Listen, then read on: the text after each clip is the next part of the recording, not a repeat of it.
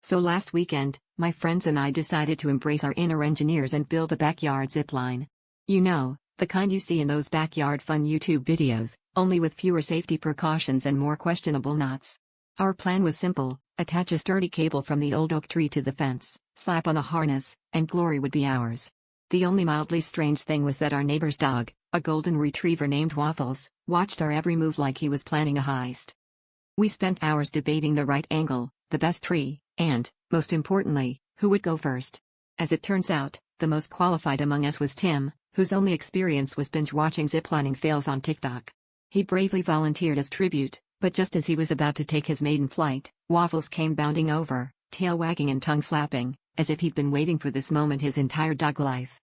Before we could react, Waffles leapt at the dangling harness, latched on with his teeth, and took off running down the yard at full speed. The zipline, which we'd failed to properly secure, snapped off the tree and slingshotted across the lawn, Waffles still attached, straight past the finish line and into a victorious roll in the neighbor's petunias. My friends and I just stood there, slack-jawed, as the neighbor cheered and tossed Waffles a treat, apparently unfazed by yet another episode of canine chaos. So yeah, after all our planning, testing, and engineering, the only thing that really took off was our dignity, and Waffles, who's now the undefeated champion of backyard ziplining.